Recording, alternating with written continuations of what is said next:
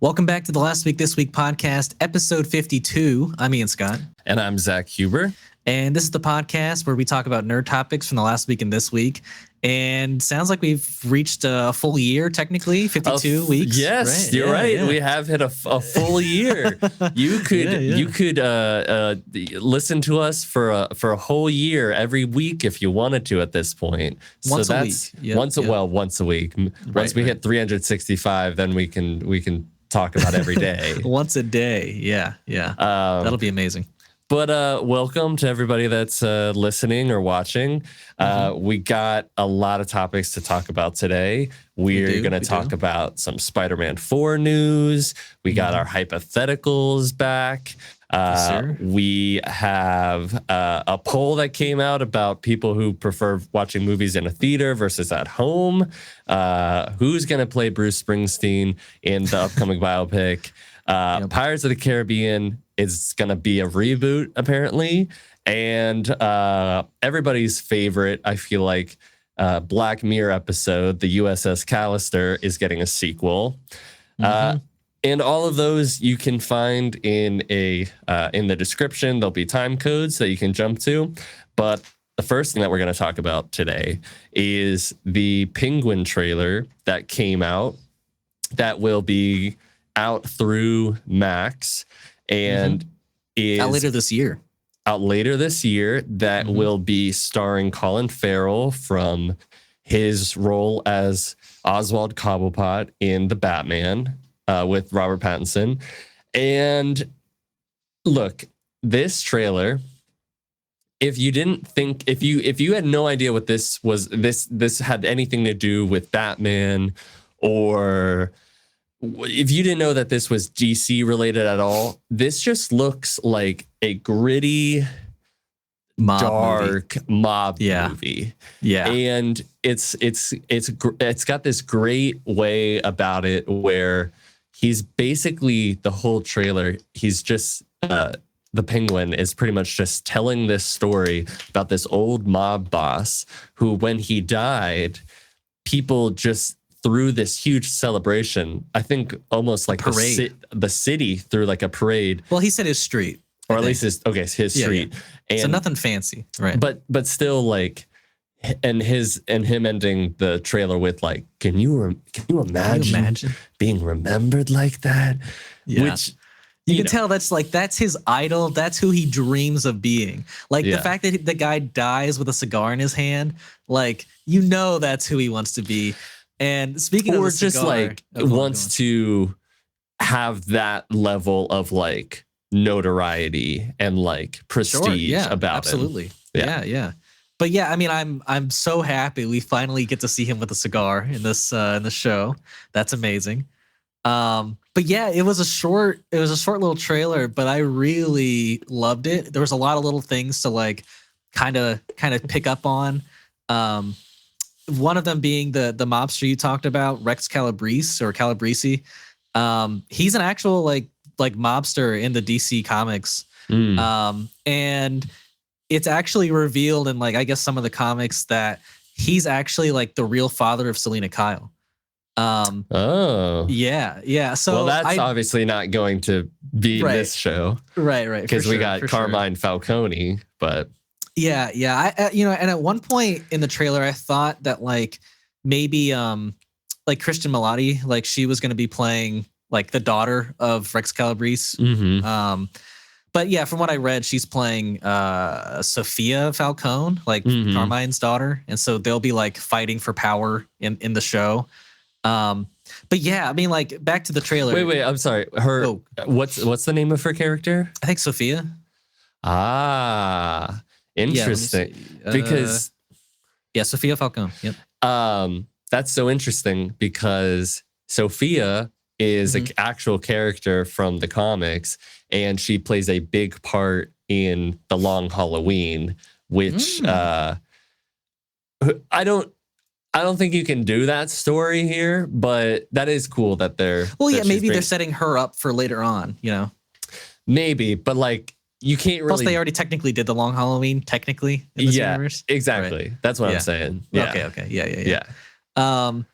but yeah, we got really short glimpses at her and like at Clancy Brown, who's playing Maroney. Yeah, Maroney, right. Who Falcone kind of pinned Bruce Wayne's parents' murder on. Yeah. But yeah, did Maroney actually kill him? No.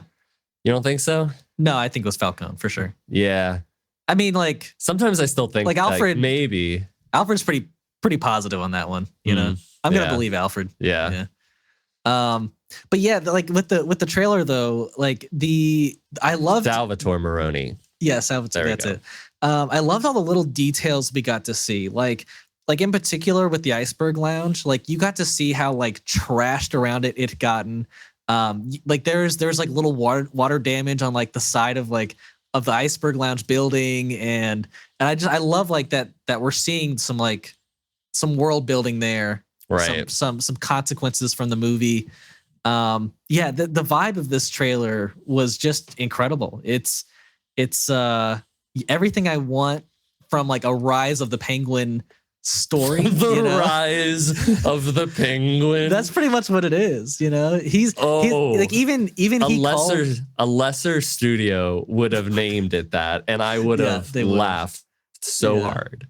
But like the Rise of the Penguin. Colin Farrell like described the show as like, I think I have the quote over here. Yeah, he says it's an incredibly violent show. It's one man's rise to what he's always dreamed of inhabiting, power. So like clearly we're gonna see him become the overlord of I'm saying the overlord of the like the crime world, like the underworld of crime in Gotham. Right. And yeah, sure, we're probably gonna like finally hear somebody call him Penguin like at some point in the show. Because I don't think he was ever called that in the movie? Well, he wasn't like a penguin, but sure. They like, I'm just they call him like the Penguin. Okay, yeah. I mean, oh yeah, because that's why. And that is why his club is called the Iceberg Lounge. Well, it wasn't his club. It's his club. It is now. I mean, it was Falcone's. Well, he ran it though. You know, like he was there running the show. I would imagine that part of the reason why he's called the Penguin is because he runs the Iceberg Lounge. Even if Maroney is a big part of it, you know. Uh-huh. Okay, I can believe that. But yeah, what else would we have from this trailer? Yeah, I love that we're probably going to get to be seeing some more Arkham Asylum in this show. We got to see like little snippets of like somebody inside the prison and like a jail cell door. So hopefully maybe we're going to get to see some of like what we were wanting to see and like Matt Reeves' Arkham Asylum show that's now being made for the like mainline DC universe. Potentially, or maybe it's just to see like Maroney and it's just like a prison and it's not actually. I guess it didn't seem like Maroney was in Asylum. Well, he shouldn't be. I agree. That's for the insane people. Yeah, I agree. Yeah, he shouldn't probably be in the Arkham Asylum. The asylum where the crazy people are. Right. No, but yeah, I think that's all the details I was able to catch. To be honest. The one thing I'm interested about is because in like a show like Gotham where you had the absence of Batman, I don't because it doesn't seem like he's not at the end of the Batman, like he is still in the city. Oh yeah, he should be scared of him for sure. So yeah. I imagine there could. I don't know if there will be an actual like visualization like moment where we see Robert Pattinson's Batman. I wouldn't be surprised necessarily, but I think it would be like once, like towards the end of the show, you know. Or at the beginning, you know, just to establish like what's the world and whatnot. Sure. But I am curious how much like involvement on there's going to be, or just like we're going to have people still be like mentioning his name, being nervous about him, or we get some shots of like some stunt double guy doing some work, and we never actually see Robert Pattinson, but it's like the scary. He's on the news, right? Yeah, or like in an action sequence, we see like some guy in a bad outfit, beating some guys. So, but I think like there's got to be a bit of that. And there's gonna be other villains popping up too. Like I can guarantee it. I wonder how many though, because I feel like we might get like one or two of the rogues gallery, but I feel I'm not saying more than that for sure. I feel like it's got to stay in the mob territory, or else it'll get like what are we doing here? Like what does he need to do with crazy people? Like why would this mobster need crazy people? The only people I could think of is like a Victor Zaz, or like a guy called Firefly who like lights shit on fire. Like people that are not insane people, but like what about like Black Mask? Yeah, that'd work. Sure. Yeah. Right. Yes. Right. Yeah. I could see that exactly. Right. And make him like, if you're gonna do it, make him severely deformed, and that's why he has to wear this fucking mask. Yeah, I'm still not like, some people are like, oh, we haven't seen like supernatural stuff in this universe yet. I don't want it. I don't want the supernatural stuff. I like how grounded it is. If they decide to go more like supernatural stuff, like I will accept it, but I just would rather them not. Because I feel like that was the big appeal of the movie, was like it was this detective story and it was very grounded. I don't think that like people were expecting or wanting to see like Clayface or Poison Ivy, like. But would you be down to see like a grounded version of Clayface?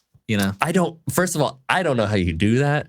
Well, like the original Clayface wasn't like actually like, he's like a grounded character, I think, from what I hear. Like he like puts on like this mask of like clay or whatever, and like he's not actually like made of clay or whatever. Okay, if you could do that, then sure. But what is he doing with the clay? I don't know. Because like his whole thing is like he turns into like other people. So like, I mean, maybe he's making like faces of other people. Really realistic masks. Right. I don't know. Yeah, I don't know. But like Chameleon, maybe. I don't know. Yeah.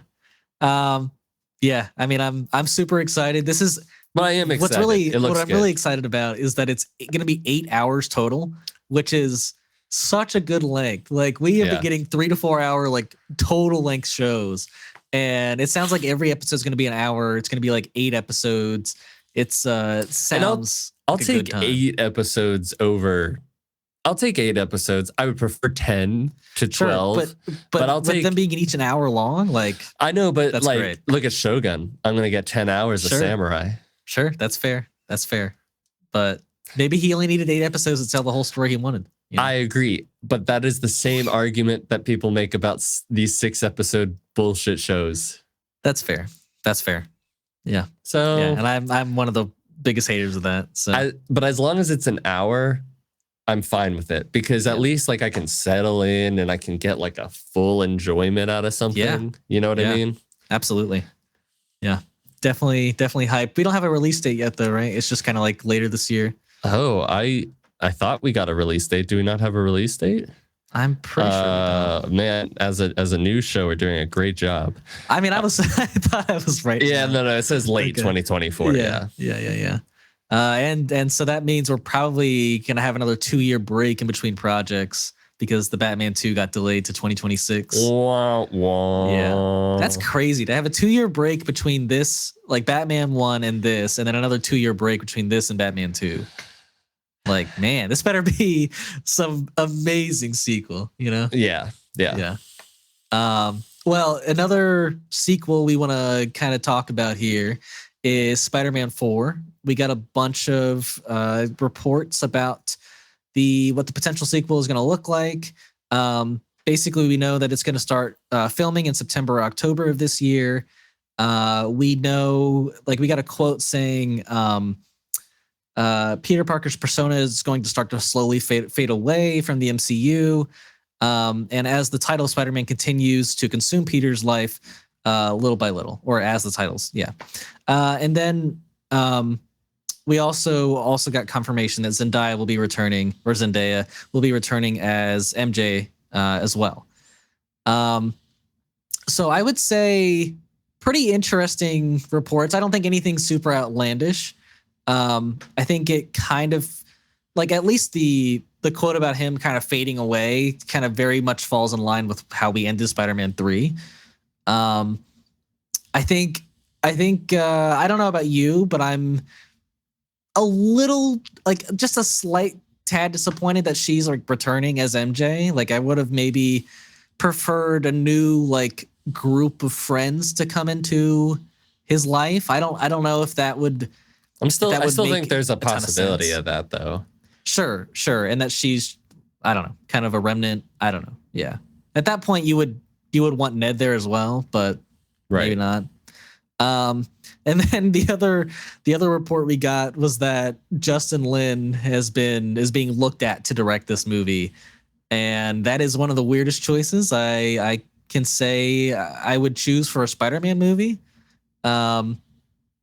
Maybe he's got a vision that he pitched to Marvel. I don't know. Do we want to explain who Justin Lin is? Yeah, so Justin Lin, he directed 5 Fast and Furious movies. I'm pretty positive that they are Tokyo Drift, Fast and Furious 4, 5, 6, and F9.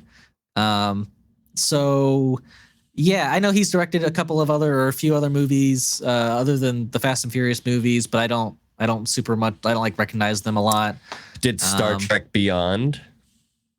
That's right. Yeah, not a great Star Trek. I like that one. I know you like that one. I'm not a huge fan of that one, but it's better than Star Trek Into Darkness. Is it?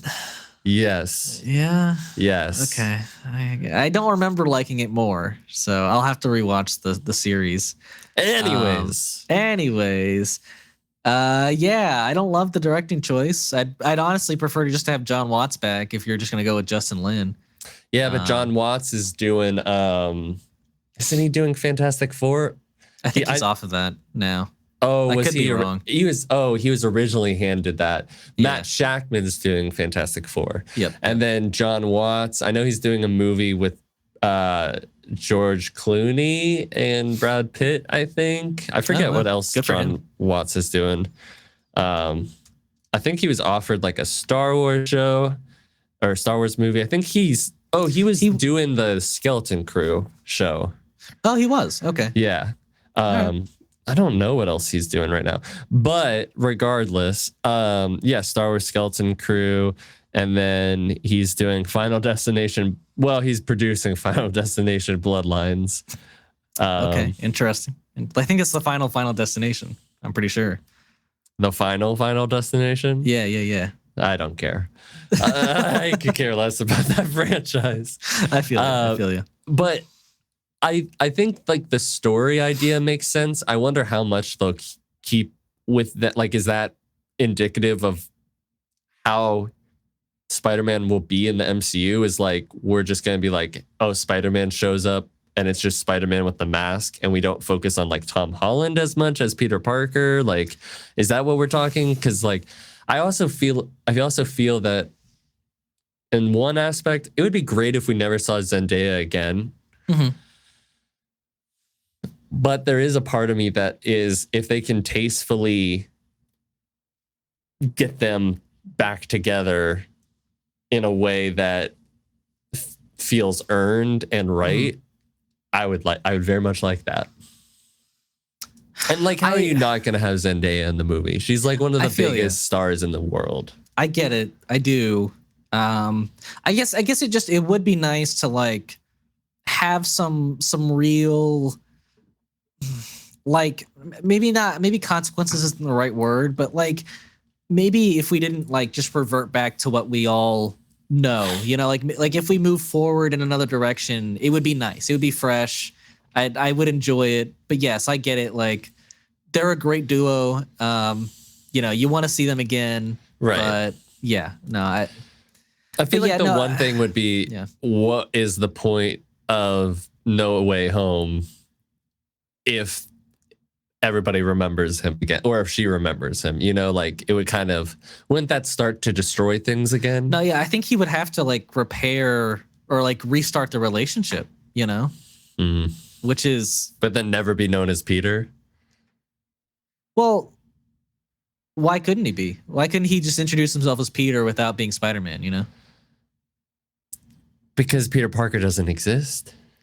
Well, I mean, to no one else, but like he exists. But he can't go by Peter Parker, can he? Why not? What do you mean? Because no one's supposed to know that he's Peter Parker. But he can introduce himself to people as Peter Parker, can't right? he? I mean, why can't he? It's his name. Wouldn't he have to go by a different name potentially? Why? Or is I'm it not that, following your or your is it mindset. just that he can't let people know that he's Spider-Man? Because then it would destroy everything. Because isn't the spell that like everybody will not know who Peter Parker is? The spell, right? The spell is everyone forgets who Peter Parker is, right? But that doesn't mean like if he were to tell somebody that like ruins everything. He's just. But then people wouldn't. I'm just saying there's a flaw here, because if it's the whole world doesn't know who Peter Parker is, and then he goes, I'm Peter Parker to somebody, because he doesn't even say his name to MJ at the end of the movie. Right, because he's like letting them live. He's letting them move on from him. Okay, we're getting off on a tangent. Anyways, I think it's interesting, but I don't know. At least it sounds like base level could be interesting. Like Spider-Man's consuming his life. He's like Peter's not actually becoming like. I think it's the start of a good movie for sure. I just don't want it to end that way, where he's like never going to be Peter again. Like I definitely need him to get back on track. I think a little bit with like gaining back some of his personal life. I mean, I think that's like one of the things that we like about Spider-Man is dealing with like the personal stuff. But that's what I'm saying. If Spider-Man's taking up too much time and it gets in the way of his personal life, like maybe that's what this is saying. And maybe you're going into like a kind of Spider-Man 2 route where he's like, I'm always late for things and blah, blah, blah, like. Sure. I mean, but I could see it like being in a real sense, like he never leaves his apartment without the suit, he's like, if he's leaving his apartment, like he's Spider-Man, he's not Peter, But then how's he paying for rent? I guess at that point you'd have to say, he's using Spider-Man to get some money, which is not what Spider-Man would do, Yeah. So I guess he'd have to get a little shitty job at least. Because does he get any like money from Tony at all? I mean, if somebody who was in charge of like Tony's accounts saw that they were sending the money to Peter Parker, they would stop because they don't know who Peter Parker is. Yeah. So he's getting nothing. He's got no financial support. Right. Yeah. So yeah, I think it's a very interesting and like cool start to this movie. I'm just very curious to see what villain they include, what other characters we see, if it's going to be grounded, if it's going to be multiverse, who's directing it. Hopefully not Justin Lin. I feel like we got to move away from the multiverse. Like you had, for sure. You had Spider-Man in a multiverse movie. Yeah. But now let's it's not going to look 10, 20 years from now. It's not going to be looked back as like kindly. I feel like if you do another multiverse movie, like it just doesn't make any sense. Yeah. And is this supposed to come out before the Avengers movies? Are we thinking? Probably. I would say probably, yeah, because I think I read that it's gonna start filming later this year, like September, October. So, yeah, I think it's definitely gonna be coming before Avengers 5. I just hope it's not multiverse. As much as I like No Way Home, we don't need another one. Yeah, I agree. The same way that I don't need another Spider-Man movie where he goes abroad. I don't need it. We got one of those, and that was plenty. Yeah. And I don't need another one where he's trying to take a girl to the dance. Sure. We have our formula, right? And you know what? Would you say the same thing though about like you don't need another like mentor figure turning into a villain? because that was done in the first two, like you know, of the Tobys. yes, yeah, I was like totally blanking on his name. And even in a way, the first two Homecomings. Yeah. I mean, even well, yeah, well, because I could the definitely second say, one. I mean, but even like the first one where you're like, oh, I kind of like her dad. Well, did he didn't really. I mean, he was never a mentor to. Right. He met. It was Tony for sure. Yeah. Okay. Yeah. Tony. Yeah. Too many mentor figures, but also like he's a kid, so I kind of need one. I don't know. I think now he doesn't need one per se. But we don't need another like. Right. Well, but if he's only had Mysterio, I guess I can't like. We don't need another. I guess we don't need another. I mean, I wouldn't mind it, I guess, but we don't need it, you know. Sure. Yeah. But I'm very curious to see how it'll turn out. Yeah. Well, now we're gonna get into our hypothetical this week. Very, very interesting one, I would say. But yeah, basically because I came up with it. Yeah. But yeah, basically, I asked if you could plan out the next 5 movies for the MCU and get it back on track, what would they be? And this would take place after the Deadpool like Wolverine movie that comes out. Right. So now just to beware, I did plan more than like 5 projects, but well, you broke the rules, and that's because you can't talk about it anymore. Oh, you're excluded from the conversation. You're right. I'll just leave the podcast, guys. Thank you. All right, so these are my 5. Okay, no, go on. What were you saying? No. You know, just do your 5. Yeah. So, all right, some of these I will say are particularly one of these slots is kind of interchangeable because I didn't exactly know where to take it, but and some of these are ones that are still coming out. Like some of these are still movies that are going to come out, and then some of these are not going to come out. So one, and these are in no particular order, but one, like I do not have a like, after this one I would do this one and this. I just think that these next 5 would be good, right? Young Avengers. Okay. Yep. That's a nice one. We've been building this very clear group, I feel like. Yep. We literally see it at the end of the Marvels. You have, and all of these characters that they've been building, I think have been genuinely very well received and people like them. And I think for the most part, like, I don't know if Cassie Lang was like received super well, but okay, minus Cassie, but for the majority, a lot of them, right.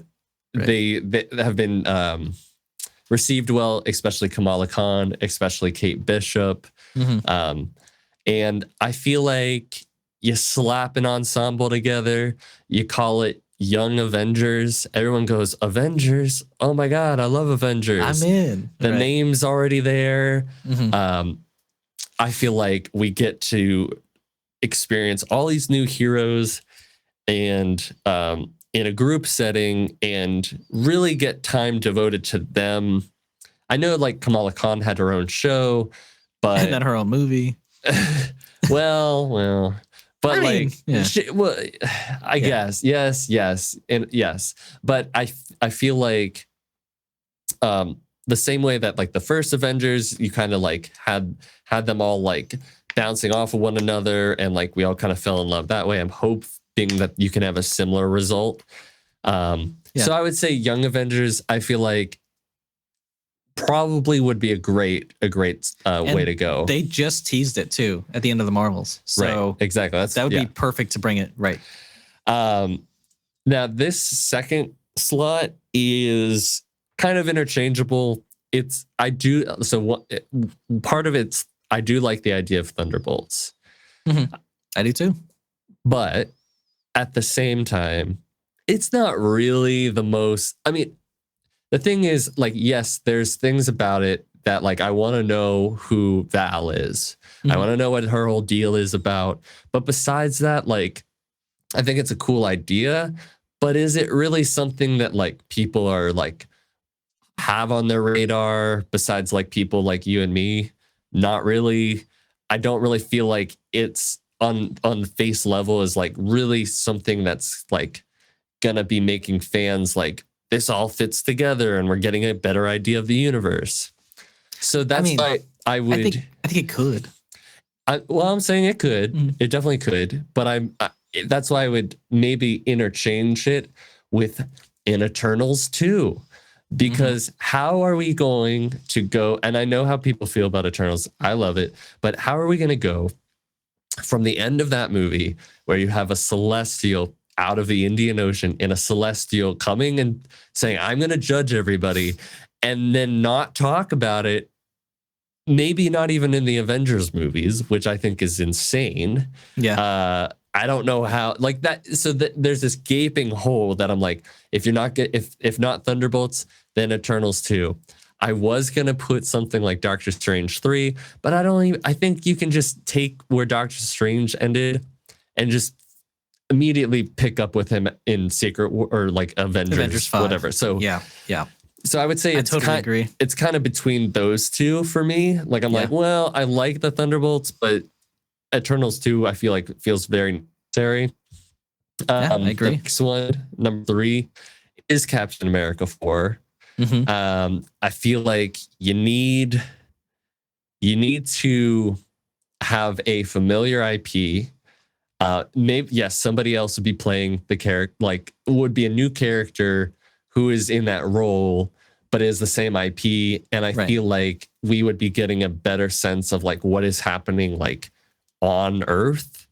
You know, like what is the political side of things? How is the world feeling about things? Which is generally what the Captain America movies have done really well, is us understanding what it's like just being on Earth. And I think just like IP wise and name wise, like that's going to make people want to go see the movie. Sure. So Captain America 4. Fourth place is Fantastic Four. Okay. Also well-known IP. I feel like we need somebody like a Reed Richards. I just love the Fantastic Four. Like I genuinely really like them. It's hard not to, right? And you have the potentiality to like do a standalone movie if you want. They also deal with a lot of cosmic stuff, so we could be getting some stuff out there. And I think in general, it's just like a fresh, fun, but also like well-known IP that we haven't seen in a while. That could be a really good idea. And then lastly, this one isn't necessarily. This could be one of two things: either in another X-Men movie. Oh, okay. Or a standalone character movie like a Cyclops movie or a Wolverine movie or a Storm movie or a Jean Grey movie. I know X-Men fans might hate you for that because they don't want their X-Men be split up into origin movies. But no, I think an X-Men movie this early on would be interesting. I understand why they would be upset. And I think they are generally more interesting together than they are separate. But I would say that is the one property that everybody likes. Literally everybody likes. Nobody thinks that the X-Men are not cool. Nobody thinks that. And you have Miss Marvel, you have like literally the X-Men animated series theme popping up in that show. You're getting your Hank McCoy's and in Doctor Strange.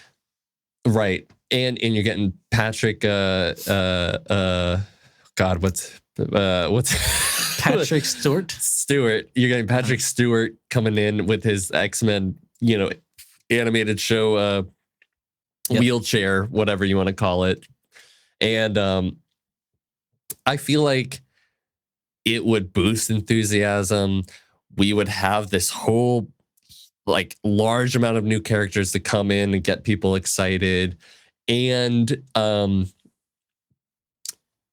just feel like out of all the like Blade, yes, Blade sounds exciting, but I personally don't feel like we need to go into this supernatural side of things. I don't think it's super necessary. Right. What else is supposed to be coming out? Yes, a Spider-Man 4 would be cool, and it would be very popular, but I think that what would be like, because Spider-Man has traditionally been like more singular, and I don't feel like, I think we need things to connect a little bit more now. And if we're gonna do single stories, I would rather do something like a Fantastic Four or an X-Men movie, personally. So yeah. I like it. I like it. It's a lot of, I think, well, you had like 3 group movies in there, or yes, technically, yes. Well, yes. Thunderbolts, Eternals, yeah. Oh, okay. So you have Young Avengers, Thunderbolts / Eternals, Fantastic Four, yeah. and then X-Men. Yeah, that's 4 technically. Yeah. So a lot of group movies. Yeah. I mean, look, that would get a lot of excitement back to the MCU. I think people would be like, "Oh shit, we're all teaming up. We're gearing for something huge. We set all our groups. Now let's go to Avengers." Right. Yeah. I'm not incredibly far off from you in the list you picked. I would start off with Captain America 4. I think the MCU needs to do, like you mentioned earlier, is like really build Earth, like just like what's going on Earth, and what our heroes are doing on Earth, because I feel like we're just not in the know. Why are a bunch of people killing other people and they turn into aliens? Right. Why is this God coming up and saying, I'm going to be judged? Why did a 1,000 souls get sucked up into a giant Egyptian god in the middle of Cairo? Right. Oh no, let's just go on with our daily normal life. I'd be questioning everything. Yes, absolutely. So yeah, I think yeah, I guess to answer a lot of questions on Earth, but you also we haven't seen Captain America in 3 years now. And that's a problem. That's crazy to me. He should be the face of the Avengers, and we don't know what's going on with him. And then you would also, I think what we're kind of hearing is that we're going to maybe get some like Hulk storylines in there. Maybe we'll get some conclusion, or like maybe we'll get to know a little bit more about Hulk's son. I don't know. We'll just, we got some threads there. I don't need to know about Hulk's son in a Captain America movie. I feel you. It's just what we've been hearing. So it's like, all right, that's another kind of bonus in a way. But yeah, and then I would actually go into an Armor Wars movie after this. I like the idea of dealing with like the legacy of Stark's tech and following Rhodey, who we just got this massive thread from Secret Invasion. So I think that's enough. Like you basically build, like you flesh out the legacy of Captain America and the legacy of Iron Man back to back. I think that's a pretty nice start for the groundedness. Yeah, I like that. Right, and then I'd go into Thunderbolts. You get another like a full group of grounded characters minus like Ghost, and we finally get to figure out what, like you said, what Val's been up to, like what her deal's about. And just all the setup from the past shows and movies from Phase 4. So we need that for sure. And then I included a TV show because I didn't want to leave it out of here. But I would actually go into Daredevil next. Daredevil Born Again. I thought we were just I didn't know if we were including TV shows. I mean, because I did a list of 10. And so this is in my, I included it. It's the only TV show I'll say I have included. And pretty much like everything I'm not including, I would pretty much cut from the MCU here. So yeah, I think we just need Daredevil again. I think he's great. Yeah. We got to see him again in Echo. I think it would be really great to see him maybe pair up with Spider-Man just a tad bit in the show, because I would next then do Spider-Man 4. And I think, I know we didn't want a multiverse movie, and I'm not saying this is going to be a multiverse movie, but I think making your character, like your villain character, like a type of multiverse villain could really like, it would flow well from Spider-Man 3 into 4. You could kind of keep it like set in New York still, making it a grounded story. But still kind of, I guess, implying that there's more multiverse stuff to come, And so I would either follow the Venom storyline they put at the end of Spider-Man No Way Home, and kind of just make, like, obviously I wouldn't have Tom Hardy's Eddie Brock, but I would keep that Venom, like the same voice, the same look, and kind of either make that character like, he has the memories like of all Venom across like the multiverse, and he like knows like about Spider-Man, and that's why he wants to kill him and all that stuff. Or I'd make the villain Morlun. I don't know if you know who that is. He was a villain introduced in the 2000s. He's basically this like multiverse like vampire character. No, I've heard about him. No, you don't like him. You don't like him. Here's the thing. I think a character who's hunting down like Spider-Man throughout the multiverse and like feeding on them would be interesting. And it's not like we're getting a Morbius character. I think somebody who wants to feed on his soul could be very. It's so goofy. But I just think having some sort of multiversal thread could be a benefit to this movie. If you were going to do like a multiversal threat for a Spider-Man, and I know this isn't traditional, but like I would rather, instead of this Spider-Man vampire, I would rather have like a Cable of some sort. I know that's more time travel, but like, right. Or, oh God, who else is like a multiverse? You could really flesh out this character, because we don't know like what kind of a being he is. We don't know like what Earth he's. Well, I think we know he's from Earth 1 actually, but we just don't know like a lot about his backstory per se. So I think it would be cool to flesh that out. What if you had a Miguel O'Hara? Let's wait. Am I thinking of Spider-Man 2099? Oh, okay. I don't know why. For some reason, my mind jumped to Ezekiel Sims, and I was like, oh no. But yeah, Miguel O'Hara, that's interesting. Like another Spider-Man. I don't know if I want another Spider-Man anymore. You have a Morbius, but it's just not Jared Leto. Yeah. I think it's too. I think that ship has sailed. It's too far gone now for that character. Oh, you know what? Who could be cool? There was a character in the animated show who he was like wheelchair bound, but he was this like really intelligent scientist who made his own like spider hunting like drones. And interesting. God, I forget what his name is. It started with like an S. I can try to look it up, but he would be cool. Yeah, I can't say that comes to my mind. But yeah, I would then, after Spider-Man 4, I think what could be an interesting transition, and I don't know if it's gonna like work incredibly well, but I think you could be like Alistair Smythe. Never heard of it. Yeah. Okay. It's okay. But yeah, I think what could be an interesting transition from Spider-Man to Young Avengers, which would be my next movie here, is like maybe like Kamala Khan knows of, like, she's an Avengers fan. She knows all the Avengers, and Spider-Man seems very kid-like, right? And maybe she goes to him like trying to recruit him to the Young Avengers, but Peter's like, I'm not really like young like that anymore per se. I mean, I guess he is like 19 the last time we saw, or 18 last time we saw him, but it's gonna be a couple years now. So I don't know, either like he joins the Young Avengers, which I don't know if I really want, or he like is kind of a consultant to the Avengers, or maybe in like a Nick Fury role for them, which I think could be a nice like legacy role for him, like, because he's not an original Avengers, but he was around for a lot of the Avengers stuff, right? And so after that, I would go. Oh, but yeah, actually, I didn't include. What I was gonna say here. I think what could be cool is like also including like people like America Chavez into the Young Avengers.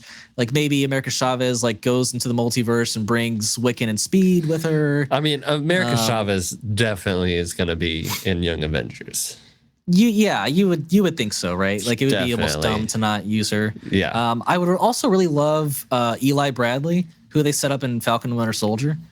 To be to be like I don't remember the character's name, but like a young like Captain America sidekick, you know, like he's like something lad or something. I don't know. Oh, you know, right. Like he would be a part of the Young Avengers, but not Captain America, but like a sidekick version, you know. Okay. Yeah. I just, you know, I think he's young. They set him up, but you know, use as many young people as you can, you know. Sure. I don't know if there's anyone else. I think that's 7 that they've set up. So I think that's plenty, you know. Yeah. Yeah, but then after that, whoever Hulk's son is in it, he's gonna be in it. Yeah, he will. That's crazy. I didn't even think of him. So that's 8. Yeah. But yeah, and so then I would go to another group. You'll be happy. I chose Eternals 2. It is, yeah, it's just there. You mentioned there's just major storylines that need wrapping up. I think these characters would also be very cool again to see in an Avengers movie. I would love to have like multiple groups, you know, teaming up together and fighting. And I think it, like, we need an Eternals too. Even though the first one wasn't like one of my favorites, obviously, but yeah, it's necessary, I think. Yeah. And then I would, oh wow, I didn't even mention this, but so I would go into Thor 5 after Eternals 2, but we didn't even mention that Thor has a kid, so she would probably be in the Young Avengers too. See, that one I feel less likely about. Do you think that less likely because that's like Chris Hemsworth's kid? Or isn't that his kid? That is his kid, but right. Also because she's very young, you know? Sure. Yeah. That's fair. And she's like, why would she even be on Earth? What if they like just age her up, you know, like just make another actor, being those like, oh, this race ages fast, you know? I would be down, but that one I almost want to be just in the Thor movies for a bit, you know? I could see that. Yeah. But yeah, so with 4 or 5, I think I teased it last week a little bit, but I would basically wrap up Thor's story here. I think his time in the MCU is coming to an end. I think, you know, he wants to do a more serious movie.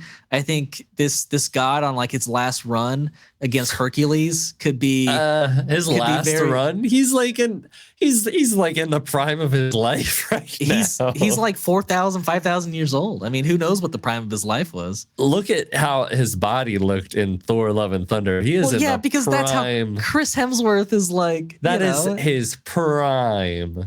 I'm just saying.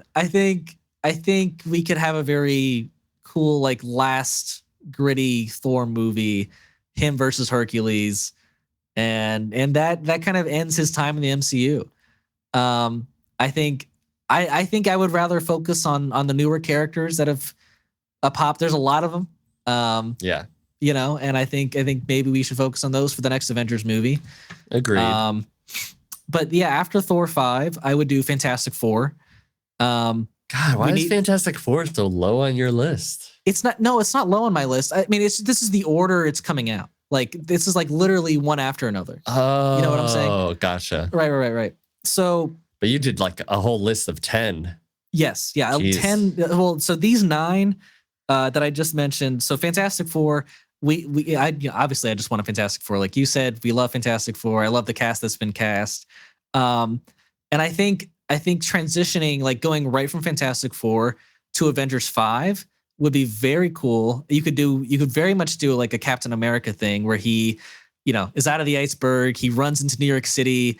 And then the next time, you know, like if Nick Fury sees him, he's like, hey, we got to talk, whatever he says. And then we're in Avengers the next time we see him, which I think could very easily happen for Fantastic Four.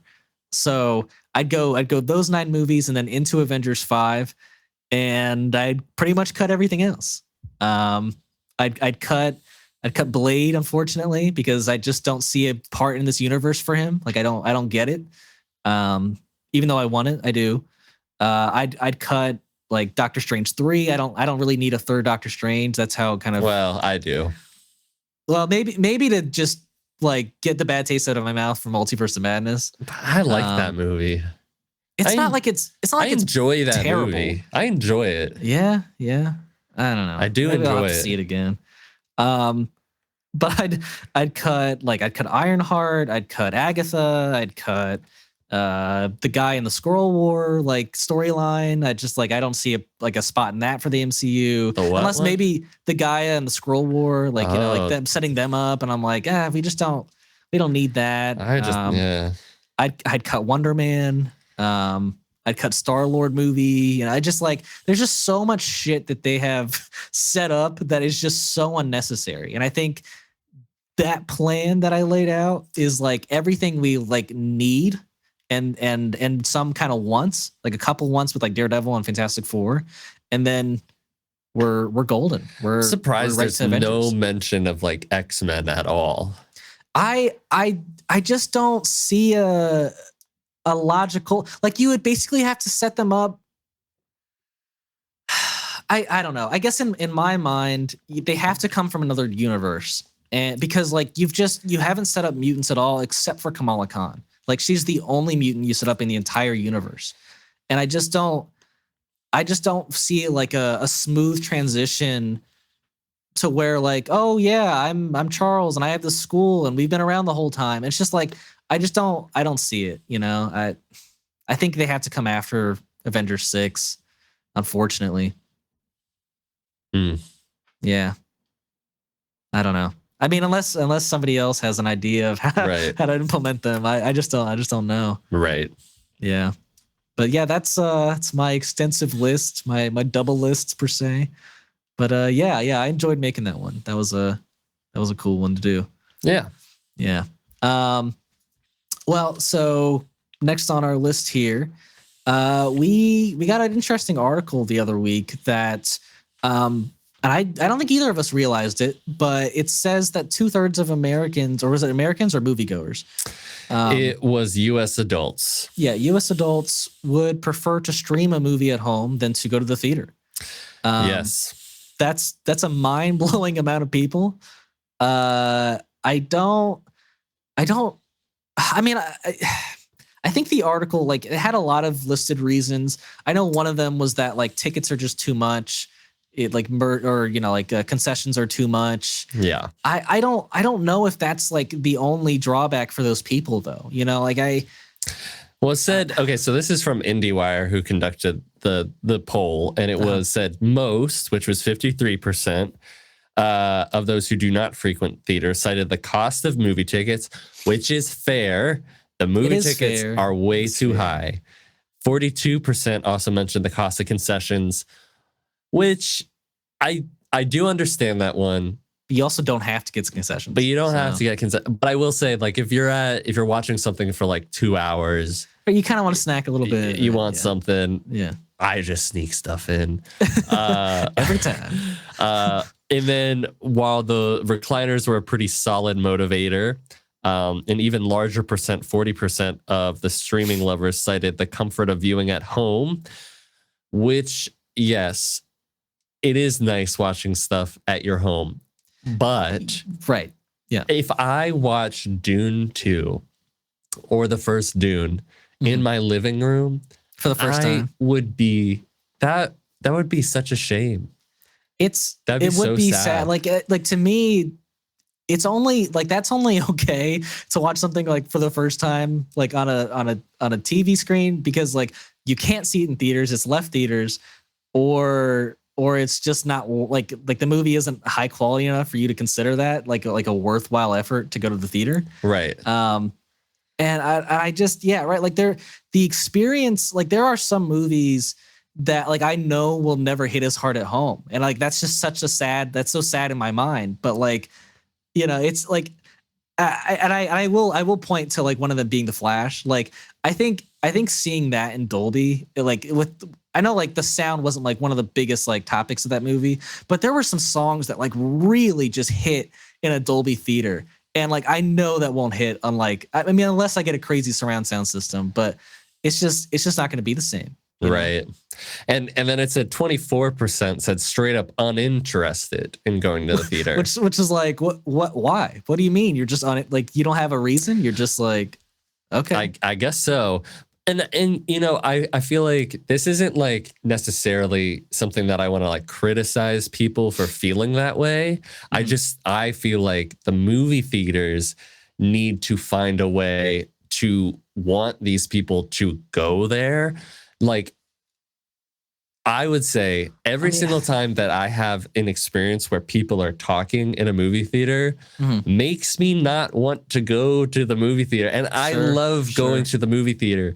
But when I have to be the person who's like use my money, and then I have people talking or doing whatever the fuck, or it's hot, like I know places like what's that place where they serve the food to you and like Alamo Draft House or what? Yes, and they make sure nobody talks. Oh, do they? I haven't been to one. Yes, they make sure nobody like is talking, which I think would be great. I mean, they cite other things like distraction from other members of the audience, 19%. I will say that's fair. Inconvenient travel, that's maybe a little bullshit. I mean, like, whatever. Yeah, well, I mean, but if a movie theater is like an hour away for somebody, like I don't know. So, are you gonna drive an hour? Am I gonna drive Yes, actually, to go see a movie in a Dolby theater. Yes, I have done that. Because you did it for Dune, didn't you? For Dune 2. Yeah. Yes, I did. Now, on the other side of things, for the people who do like watching movies, which is a third of people, which I feel like if I was a movie theater, I would be looking at this poll and being like, I would be freaking out. Yeah, yes. Right. And be like, what can we offer people? And like, yes. It's pretty much just lower prices. I mean, like what? I mean, the problem is, well, yes, that would be great. But like the thing is that I tried to explain to people why seeing a movie in IMAX or why seeing a movie in Dolby is really important. Yeah. And the people I was talking to about it just like were like, I not doing anything for me. And I'm like, maybe that's because they haven't been to one in a while. I don't know. But it's just a movie or I don't know. Something. Which is kind of how I felt before I started seeing movies almost exclusively in Dolby, in Dolby or IMAX if I can, because I'm like, it's just so much better. It's so much better. I would watch a rom-com in IMAX if I could. Well, that's funny because like there are movies where I'm just like, I don't really need it for that. I agree. There are some movies where I'm like, I don't really need to do this, but I guarantee you, I'd still probably like it better if it was in IMAX. Right. No, but like I guess and I don't want to be like unfair to those people who like prefer to see a movie at home, but like, is it just that they aren't as like passionate about like TV and film, like that kind of medium? Like I like if it's just going over their heads that like you're getting a much better experience, then like they obviously just don't get it, like they, and so I mean, I'm not trying to like lump everyone, like I said, in that category, but that's like my only, I guess logical conclusion is that other than like prices for concessions and tickets being ridiculous, Yeah. So. And I agree with both of those points. And I think it is interesting for the percentage of people who want to go to the theater. 59% say it's the experience of watching a movie on a big screen, which is honestly lower than I thought, because I would have thought like that would have been the main, like it is still the majority of the people. Right. But then at 47% of people was the surround sound systems. And then 39% was escaping distractions from home, which I think is interesting. Sounded so sad to me. Right. Yeah. I was like, that's your only reason for going to a movie? That's rough. But that is interesting because then you have all these other people that are like, I want to go watch it at home because I won't get distracted by other people. And I'm like, I feel like I could potentially get more distracted at home than if I go to the theater. I would be way more tempted to like pause a movie at home than to like leave the movie theater to go to the bathroom, Yeah. Right.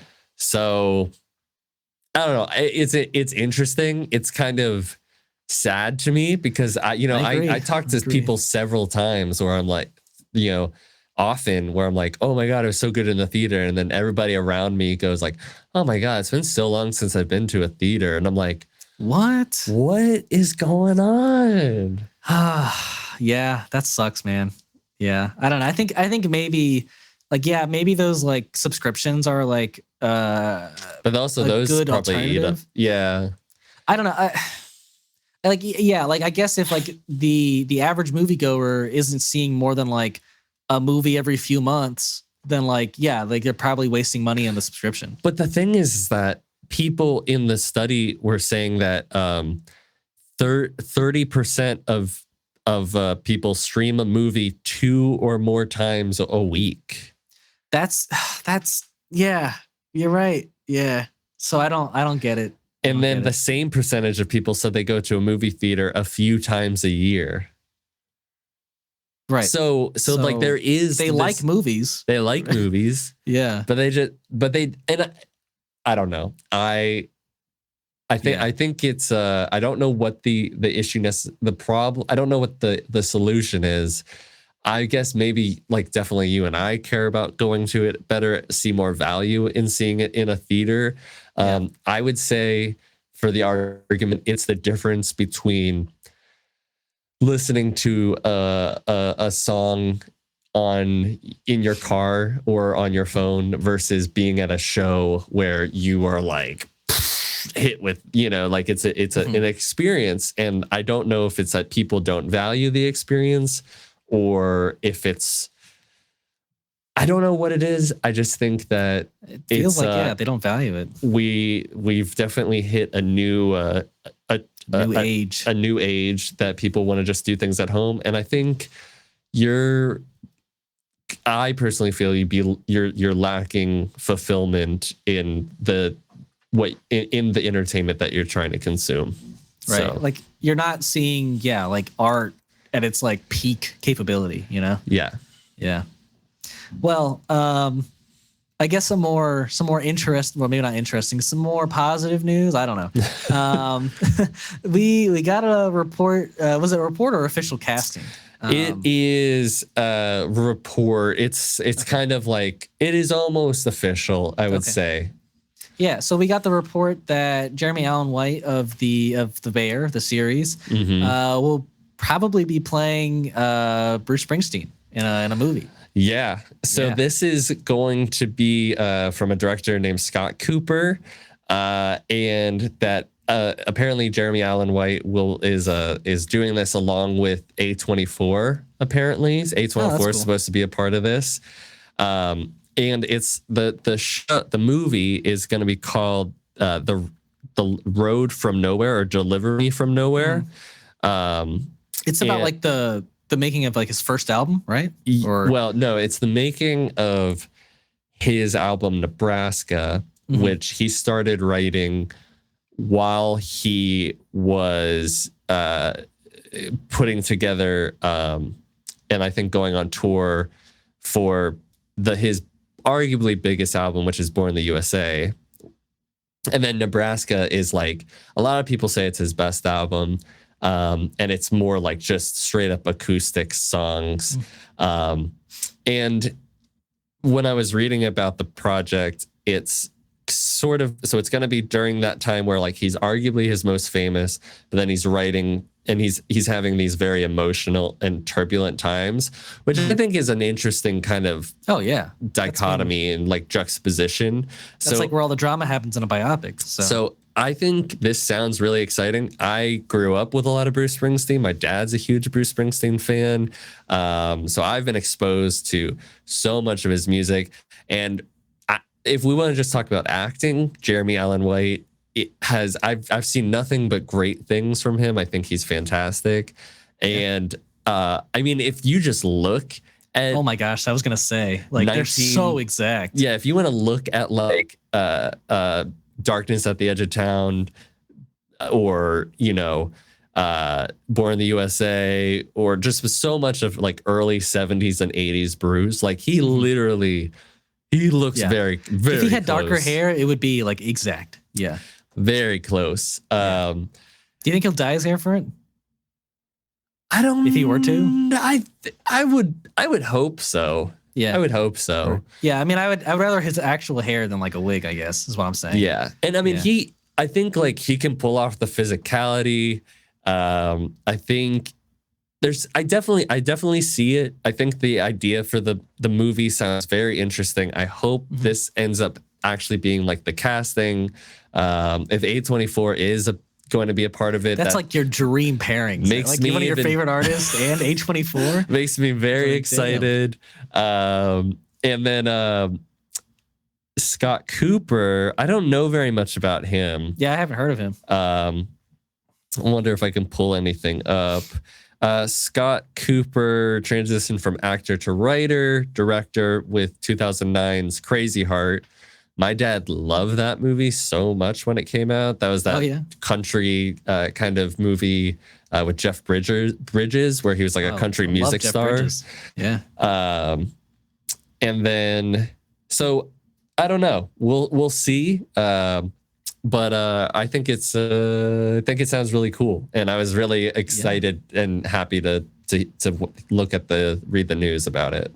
Yeah, I mean, I think it's a pretty perfect casting. I mean, I don't know nearly as much about Bruce Springsteen. He knows barely anything. Anything, yeah. I tried quizzing him on songs earlier. Nah, I couldn't name a song. So no. Yeah. So, that's, you have the resident Bruce Springsteen fan here for credibility. So that's good. But yeah, I mean, I don't have too much more to add off of what you said. Like, I think it's a great casting. I think a great studio's behind it. Maybe a good director. I don't know, but I got faith in him. If A24 does. Yeah. So for sure. Yeah. And I mean, like that Crazy Heart movie was very big when it came out, and like lots of people were listening to that fucking soundtrack. Like they were going, I love a movie about like artists. I love that. Like musical artists for sure. Yeah. Did they say this was going to be like a biopic? Yeah. Okay. Interesting. But not like full like beginning to end. No. Right. Okay. Interesting. Well, yeah, definitely looking forward to that. But yeah, we got some more news. Interesting that I guess Disney finally decided that the next Pirates of the Caribbean movie is going to be a reboot. Yeah, and this is coming from Jerry Bruckheimer, who is the producer for like all of the Pirates movies, and he did Top Gun. He's done a lot of. I think he's a very good producer. I mean, almost everything he touches is like does some fucking numbers, For sure. But yeah, I can't say I'm totally surprised. I don't think Johnny Depp is probably ever going to work for Disney again. Probably not. Yeah, he might not work for anybody again. Oh well, I meant like of his own choosing. Like I don't think Disney is like from what I heard. Or would you be mad? Well, wouldn't you? I feel like wouldn't you attribute that to like more to HBO because they dropped him so quick from the Fantastic Beasts, or did something else happen? Yeah, Disney basically when all that happened, like announced that the next they were kind of parting ways with him for Pirates of the Caribbean, and that the next movie would be led by Margot Robbie. Oh, right. I remember that. And so, yeah, from what I hear, like that relationship with Disney and him is done. He's done with them. But yeah, but then I even heard recently that they were still trying to get him back for it. But yeah, sounds like all that effort was for nothing, and now we're moving on to another I guess version of Pirates of the Caribbean. Reboot can mean a lot of things nowadays. So like it could be a new story in the same universe with a different pirate. I think I would prefer that. But yeah, it sounds like Disney wants to go with the female-led Pirates of the Caribbean movie. I don't know if it's going to be Margot Robbie anymore. From what I've been hearing, it might be like Ayo Edebiri. I think that's how you say her name. She was on The Bear season 2. Oh, okay. Yeah, and I think she directed a couple episodes of season 2 as well. So yeah, I mean, I haven't really seen her anything. I've seen clips of the bear and her in it. I think she has a good look for Pirates of the Caribbean. Sure. Yeah. She'd be interesting. I think I maybe would prefer Margot Robbie, but that's because I've actually seen her in a lot, and I think she could play a really crazy pirate. I don't know if AO would be playing as much of a crazy pirate than like a. But I mean, Jack Sparrow isn't necessarily a crazy pirate. I mean, he's definitely not all there. I feel like in his head. Well, the thing is that he was in the first movie. Like he came across as like this drunk and like buffoon. But I feel like, but then yes, he was always a step ahead, and like he was always like he always knew what he was doing. You know what I mean? But then he got into the second or the third movie where he more just like stumbled into situations. Right. That's how I guess that's how I kind of remember that. Like those movies is that like he got lucky a lot and was just kind of like, oh, I'm good, and like I'm gonna walk this way. It's just like. But the first movie, it wasn't like that. Sure. I will say that if you don't take it in with like new characters, I actually was a big fan of the young Jack Sparrow books when they came out. I never even heard of these. Yeah, wow. There's a whole series on them, and the stories are actually very intriguing, and there's like a whole plot line of. So you would go prequel route instead of new character. Sure. Yeah. I think Jack Sparrow, like a young Jack Sparrow who's like getting the Black Pearl for the first time, sure. And then meeting all his like meeting old mentors or old like villains that he's had to deal with in the past would be. I think that could be a fun, fresh take, and you don't have to have all the baggage of like what's now. Do you have an idea of who you cast? I mean, that'd be hard to cast a young Johnny Depp alike, Oh God, I don't know. I guess I'd have to think about that. Yeah. You don't have to put on the spot, Do I know any 19-year-old actors? No, he's probably close to 30 now. No. I can't say that I know a lot of 19-year-olds like actors. So right. No, I have no idea. Huh. Yeah. Well, funny enough though, I feel like a prequel reboot could work even better as like a TV show, like a really well like produced TV show, I would rather a movie. Yeah. I just feel like you could show more of like you would have to do multiple movies to like fit in, I think, everything that I'm thinking of. But like if you did a show, you could probably fit most of what you wanted. But I feel like as much as I like Jack Sparrow, I don't need hours. That's fair. Yeah. I don't know. It could be fun, but maybe if it's a more like less drunk, more capable Jack Sparrow, right? Well, yeah, and that's what I'm thinking of. Like it would be he's not gonna be drunk at like 19. He'd be a little drunk, but maybe. But if it's a Disney Plus show, I just rather a movie.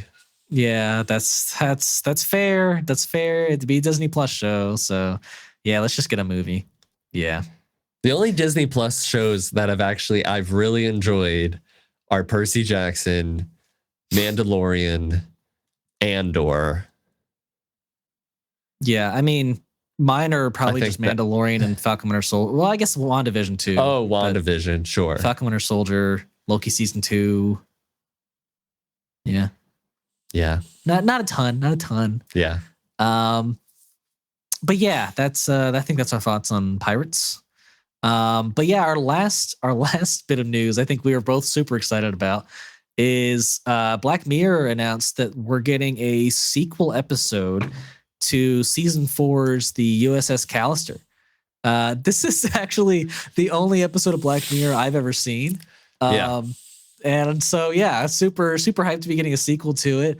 I thought it was an incredible episode when you showed it to me. Really great dark stuff that was done in a somewhat of a light way. And I think the episode left kind of open-ended in a sense where, they just get to go out into this game world and live their lives. So yeah, I think that's what it's going to be focusing on, is following the crew of the USS Callister figure out their new life. But yeah, I don't know how that traditionally falls into like a Black Mirror episode format. Yeah, I mean, I think this would definitely be the first sequel. Yeah, that's what I was reading too. Any story. Yeah. Now, I was talking to somebody about it this past weekend when I went to the lake for one of Hannah's friends' birthdays, and I brought up about I don't know how it got brought up necessarily, but we ended up talking about the sequel. And so when we were talking about it, we're like, well, Jesse Plemons' character definitely died. Yeah, he died. Well, we talked about it, and I was like, well, it seems like he died, right? Well, maybe he did. And I still think that he probably did. I mean, but I thought we saw him in his chair, like at the end, you know? That's what, I was saying, like, I think he died, but I'm wondering if, like, yes, his section of the online right, his little world game had been cut off, and now it had been, imploded or like whatever. It destroyed itself. I took that as like he was dead, but maybe it's until he, like, somebody goes into his house and like takes that thing off of his head. But that could be never, That could be never. And then he'd just starve, right? But isn't he like, he wasn't let go of the company, right? Or was he? No. Like, so somebody would probably have to check in on him. Yeah, I mean, he wasn't treated the greatest, even though he was a co-founder. Yeah. So like, I could see if he is alive, you could, and keeping with Star Trek fashion, you could make it like a little return villain, Wrath Khan sort of thing. That's hilarious. Yeah. And Kirk turns into Khan. Yeah. So you could have a bit of that. The other idea in my head is, you know how a lot of games that are online based, eventually as the years go on, less people are playing it. And then maybe it gets to the point where it's like, look, we don't have enough people playing. We're losing money keeping this thing up, so we got to shut it down. Maybe it's like these guys need to find a way to like actually actualize and come to life. I don't know. But the thing is that if you're making it a Black Mirror episode, that's just too fantastic. That's not actually telling an allegorical, like, so I think that's not actually trying to say anything, or the only route in my mind where you're trying to like maybe make some commentary on something is like, if you basically make everyone they run into who's like out in the world, because they're all like real people like playing a game in that world. Yeah. If you make everyone they run into just like the worst pieces of shit, like gamer people ever, I think that could say some commentary, and they would really go through some stuff, I think. Yeah. So like there is that That's route. a good idea.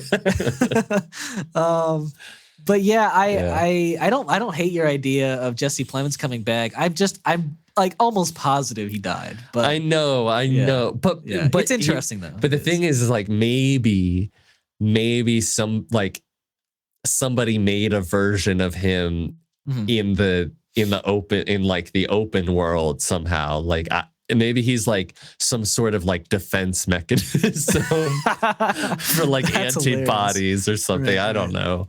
Yeah.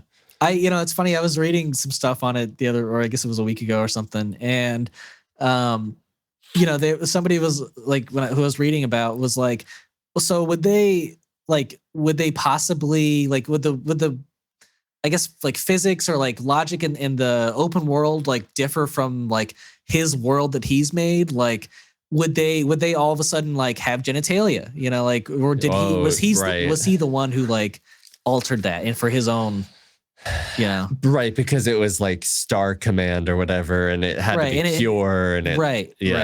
So like, would they change once they get out into the world? I don't know. I think that's that could be interesting. Could be interesting. Yeah.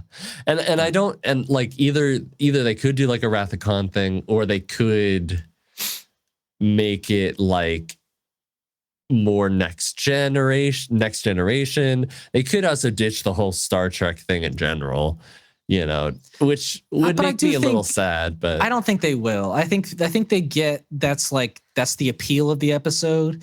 And I think like what we're going to be kind of seeing is like, I think we're going to have like a traditional like Star Trek intro, like you got somebody in the chair and they're adventuring into space, and then something like terrible happens. And right. I think that's what's gonna happen for sure. Yeah. But yeah, I think that's all my thoughts on it. I'm just super excited. Yeah.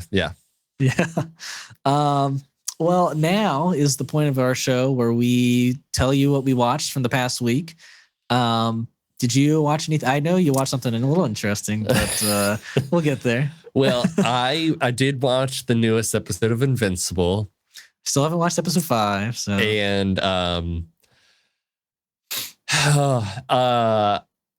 it is so gory.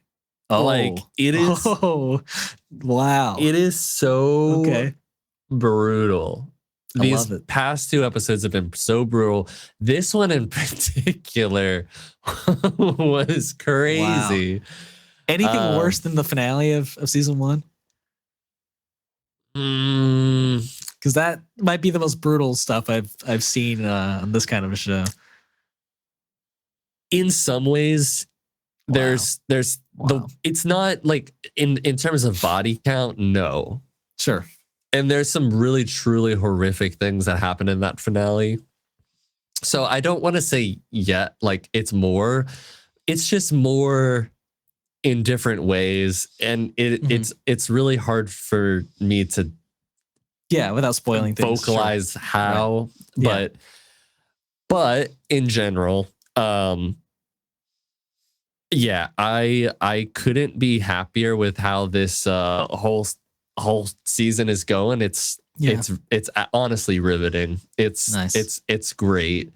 And from what I hear, he's not changing too much from the comics. So must be some really good stories he's got in there. It's very good. And then the only other thing that I've been watching is I watched Survivor. I did it. Nice. You got me interested. Tell me your thoughts. I binged all of the first 4 episodes that are out this season. Beautiful. And so when you were saying that they had one of the most incompetent players they've ever seen, Jelinski is such a fucking he's such a tool, isn't he? He's such a oh my gosh. Here's the thing. I am almost certain that he is a very nice person, I bet. I'm sure. Sure. I'm sure he's like, they cut him up. He probably had very nice, heartwarming conversations with people, and they cut that out. And I understand that. But regardless of that, because I was talking to Hannah, regardless about that, he is so stupid. So dumb and so egotistical, like he talks in the third person. He says, "Oh, like I'm a legend. I'm a legend. I'm gonna decide for us right now that we're not gonna do this challenge, and I'm gonna break this hourglass. I can't handle lying to people for more than 15 seconds, so I'm just gonna completely." Give up my my gosh, my extra vote.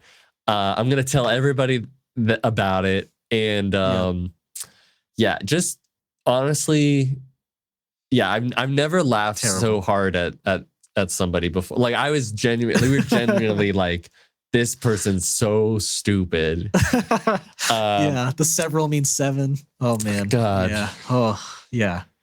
But then somebody just as incompetent comes around the corner. Well, I was going to say, I like Jess, and I felt... Yeah, Jess is likable. Yeah. Jess is likable, but she dropped the ball, man. She dropped the ball so hard. The biggest mistake she made to me was when, like, Mackenzie came to her and was like, so the 3 of us should, like, maybe do something and, like, take out the bigger guys in this tribe. And then immediately as, like, Kenzie turns around, she turns to Banu and is like, we need to vote her off. And I'm like, what are you doing? Like, this is the first time someone has talked strategy with you this entire game, and you're like, nah, I'm good. Let's vote her off. Like, yeah, smart move there, Jess.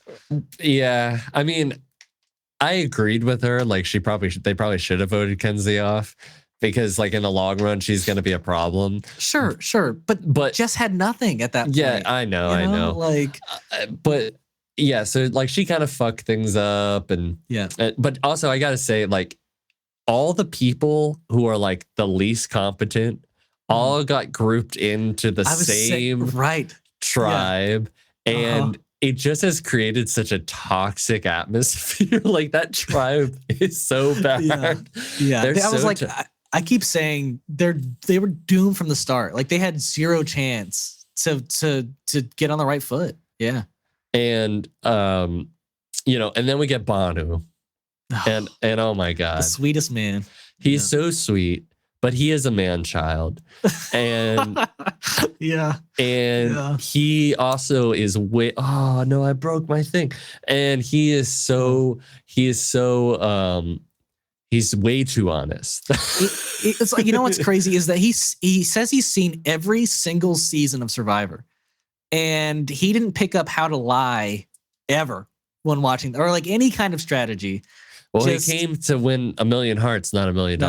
Yeah, sure, but you still maybe should last longer in the game to like win $1 million hearts. I don't know. That's just me. And in his story at the end, sure, it moved me. Like, I look, it was great. It was but he made some pretty terrible decisions, and he got lucky. He got lucky like 2 to 3 times. So lucky. I mean, do you remember when they were at Tribal and he was like, Kenzie, tell me what to do? Oh my God. I couldn't believe that. Oh, I was like, dude. Like, I was like cringing. I was like, dude. Yeah.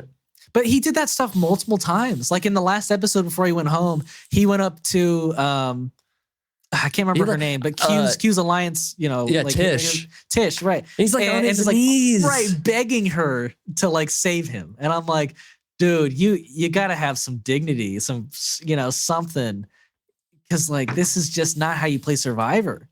It's just like you and like, at that point, I have never seen someone dig a bigger hole than him. Like, every choice he made. Like, it's got so bad, right? And he didn't have a vote, so he couldn't like contribute to voting somebody else out. And to play your shot in the dark. I don't know if you know what that is per se yet, but if you basically have this thing called a shot in the dark, and it's like a 6-sided die, and if it rolls on like the one right side, then basically you give up your vote, you play the shot in the dark. If it rolls on one right side, then you're safe from the vote. And he can't even play a shot in the dark because he doesn't have a vote to give up. So there's like, he's literally like exhausted every single option. And they didn't even vote at the end. They were just like, we're all voting up on. Yeah. Right. Yeah. And deservedly so. Yeah. Oh yeah. It was bad. It was bad. And go on. No, I there was something I was gonna add, but he was like, God, if you're real, show me, give me a sign. And it was like, to me, I was like, me and Hannah were just laughing and it was really sad, but he was like, oh, thank God that this man almost got paralyzed so I can stay in the game. Like, God is listening to me. And, every single time that he like would be like, Lord, please, I would just be like, please almost disable another guy, disable another player. Yeah. That definitely wasn't the greatest of looks, but kept him in the game. And so I would almost guarantee there's going to be like a tribe swap next episode. Sorry, go on. Can you believe how capable Hunter is? Dude, Hunter's he's the GOAT. Yeah. Bro, he's incredible. Bro does everything. Yeah, it does everything around camp, and then like basically one man's the challenges. Like, he's just incredible. Honestly, like, I like Nami, But like without Hunter, I don't know what they got. Nah, they're screwed. Yeah. And Liz on Nami is like, she's another one of the, I think, incapable players. Like we haven't seen a lot of Liz, but she's a little why is bizarre. she like, oh, I don't need the money. I own 4 companies.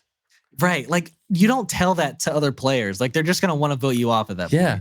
Yeah. And then I will say, like, I think Sega is probably my favorite because they just all like nobody's vicious to each other. They all help each other out. And like, even though that one girl's got the is gonna get the idol because of or has the beware challenge, she's not like being malicious. She's just kind of having fun, like with hiding it. Yeah. And like you got Ben. Ben's great, man. Charlie's cool. Charlie's cool. I like the mom. I forget her name. Yeah, but who kind of paired with Charlie, right? Yeah. I like everybody in that one. So it's a good group. And I don't know if like, you've got the vibe yet, but like it's such a great show because like you have the strategy part and then you have like the stupid, like the really stupid stuff that you can laugh at. But then you also have like real heartfelt moments that can like get you to cry. And it's just like it has everything, you know. It's a really great show. And I think why I'm like more in, because I don't like reality TV stuff, but I think the reason I like it is because I know Survivor came first, but I watched Total Drama Island as a kid, and this is most definitely like the same exact vibe in a lot of ways, for sure.